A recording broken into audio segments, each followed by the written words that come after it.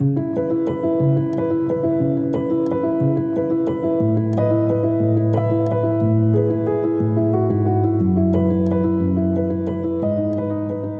interesting thing about transitioning as our parents or our loved ones get older and more feeble is that there isn't a one-size-fits-all approach. My parents had an advanced care directive, so we knew at a high level what they wanted. We knew they didn't want to be resuscitated, but we also knew that they wanted to stay in their own home. What we didn't do is have a plan on how to actually make that happen. So when Mum fell and broke a hip, as many older people do, and her mobility was significantly restricted, we didn't have a plan for them to stay in their own home, and so they went to a residential aged care facility. It was a beautiful facility. They got great care, but they weren't where they wanted to be. And this was a huge issue for them and of course for us as people who love them.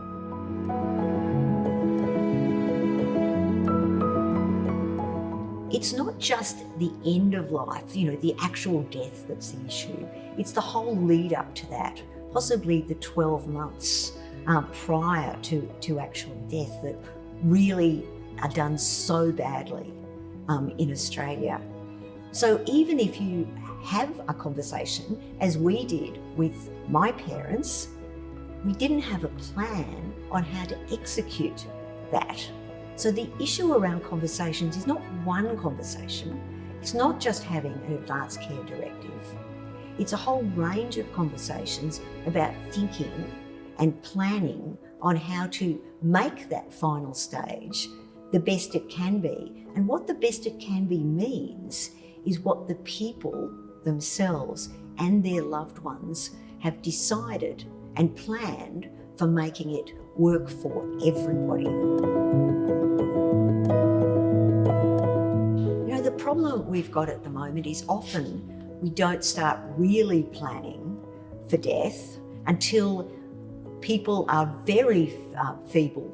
They're sick. They're in imminent danger of dying. The fact is, this is a whole time in life. It's a longer period of time. If you wait until somebody is very close to death, you may be able to have great palliative care, be able to manage pain, all of those things. But what you can't manage right at that end bit are things like, as was the case with my parents, how we were going to keep them in their own home, because that's where they wanted to be, but no plan meant that it was just not possible. So what we've got to remember here, and what Violet can do, is help with the planning of that whole end of life stage.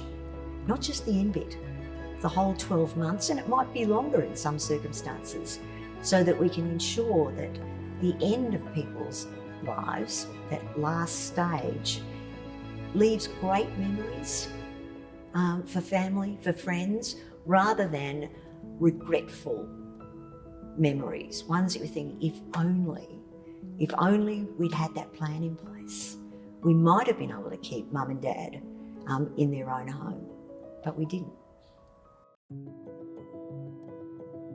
If you end up, as I did, with parents in a residential aged care facility, what do you do then? Now, we did have an advanced care directive so that the facility knew about that, but what we didn't do is have conversations with the staff around what Mum and Dad really wanted and what was going to be best for them. So issues such as not wanting resuscitation is one thing, but what about not wanting to be admitted to hospital for non-life-threatening issues? And I use urinary tract infections in this situation. Once older people go to hospital, it often means they stay there for and never come out. That's a bad outcome. So having discussions with the staff about what they plan to do, what Mum and Dad really wanted, what we wanted that end of life experience to actually look like was something that we didn't do and we should have. Because again, that's where the memories come from. You know, one of the important things about having conversations early is ensuring that the whole family, the group of support people, carers, shall we say, all understand what the plan is and have inputted into the plan. And the earlier you can do this, the better, because in, say, my case, my parents could be part of that discussion. It's so sad when you see families break up around these sorts of issues because they don't want, or they are attempting to put their wishes in the way of what their loved one really wanted. So it's not just a conversation between you and your mum, it's got to be the whole family sitting down together, not once, but on a number of occasions, talking about how you're planning to make that final stage, which everyone goes through, the best it can be. You know, it's fascinating in our community, our society, that something as inevitable as death is something we really struggle to have conversations about. And that's where Violet comes in. The videos, our website, but also our wonderful Violet guides can really help you and your family and support group know how to do this better, because it's not something that comes naturally.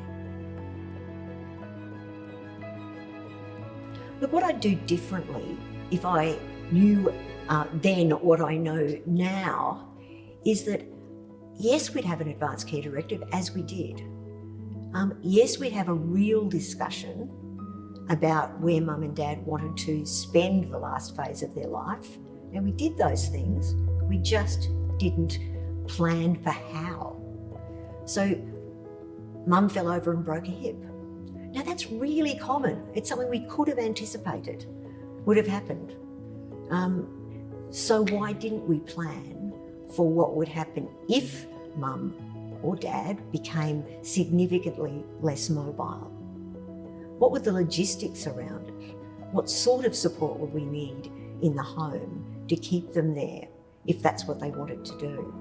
So I think the issue here is not just at a high level, having vague ideas what they might want, but actually thinking about how you're going to make it happen. But that's a good discussion to have. It's a positive discussion. How are we going to make this happen? What's it going to look like?